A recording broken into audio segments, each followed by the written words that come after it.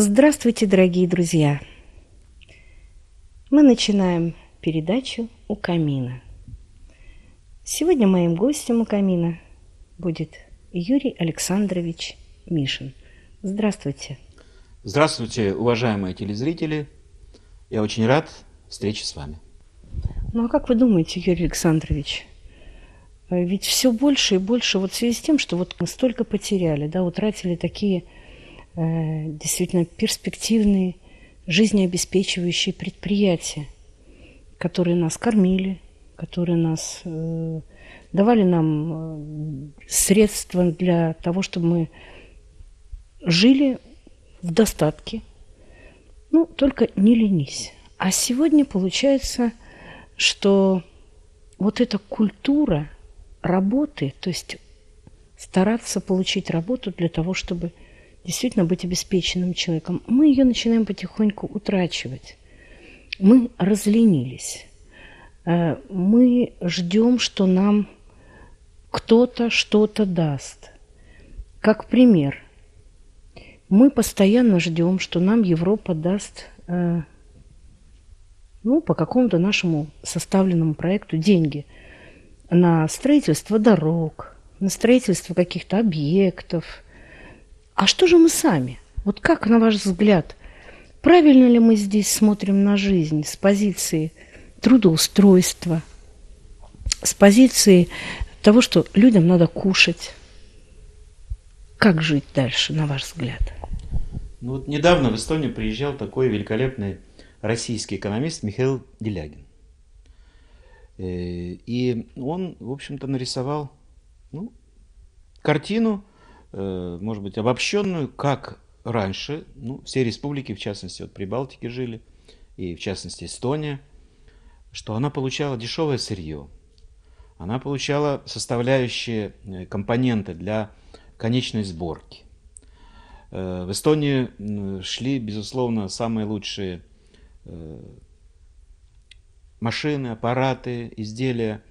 Эстония получала сполна кормовое зерно для животноводства, какие-то элитные семена для посевов и так далее, потому что здесь умели работать и умеют в большинстве своем сегодня работать.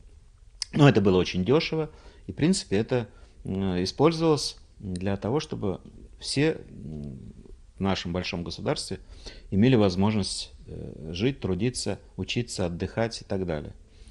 Сегодня вроде ничего не изменилось. Раньше был Советский Союз, теперь Европейский Союз. Но, как отметил Делягин, теперь за все надо платить сполна. За сырье, за энергоносители и за то, чтобы включиться в эту квоту, которая, положим, по рыбе, по сельхозпродуктам и так далее. А мы, наверное, в целом, в государственном масштабе были избалованы, когда были в составе Советского Союза. Сегодня это надо преодолевать. Но преодолевается это очень тяжело. И свидетельством того нынешний кризис. Но это в целом на государственном уровне. Если говорить о людях, мне многие сейчас говорят, не работает сейчас тот, кто не хочет работать. Но извините меня, может быть, есть такие. Строитель, он может найти работу, он может куда-то выехать за пределы города, за пределы республики, найти стройку и там продолжит работать. Тоже водитель. А ткачиха с Кренгольма. А великолепный токарь, который, как говорится, левша говорил, блоху подковать может. Такие набалтийцы были. Эти люди сейчас не востребованы. Они не ленятся. Они хотели бы работать, но им сегодня надо переучиваться. И годы уже идут. Да, и годы идут, и все такое. Сегодня заказ придет на Кренгольм, а как его выполнить? Оборудование даже порезали на металлолом. Пойдите посмотрите, какие горы лежат. Я не знаю, мимо я хожу, у меня все щемит сердце, когда я вижу такое отношение к этому нашему общему народному достоянию.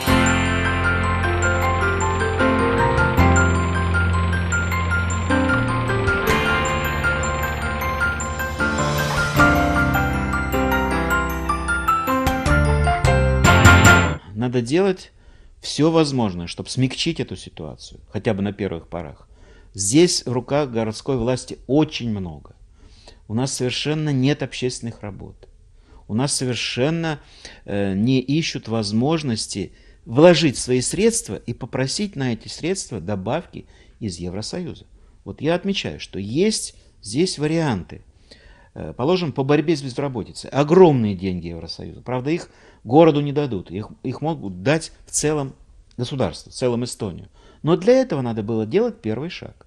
Нужно было составлять программу, под эту программу мобилизовать какие-то средства, вплоть до взятия кредита большого, а потом объяснить Евросоюзе о том, что у нас работа пошла, но у нас нет денег, чтобы ее закончить, чтобы переучить людей, чтобы открыть новые предприятия, чья продукция востребована.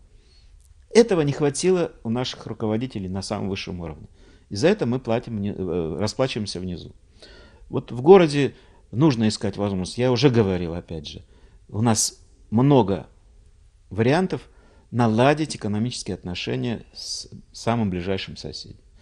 И такие есть варианты. Посмотрите на передовые городские предприятия, которые все-таки нашли свое ноу-хау и все. Ну а в целом Эстония более 15 лет искала свою Nokia. Не нашла, к сожалению.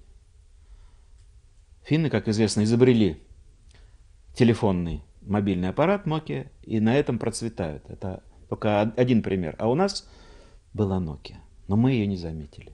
Это добрососедские взаимовыгодные отношения с Россией. Транзит – это такой кладезь прибыли, чтобы его сделать постоянным, интенсивным. В принципе, все есть. Порты, развивается железнодорожная сеть. Нарва как раз на вот этом пограничном переходе, она могла много здесь иметь. Но нет желания строить добрососедские отношения, понимать интересы России, какие-то вопросы, которые она решает, могли бы найти поддержку. Вот.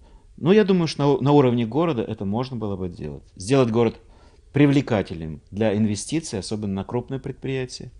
И смотреть не только на запад, но и на восток.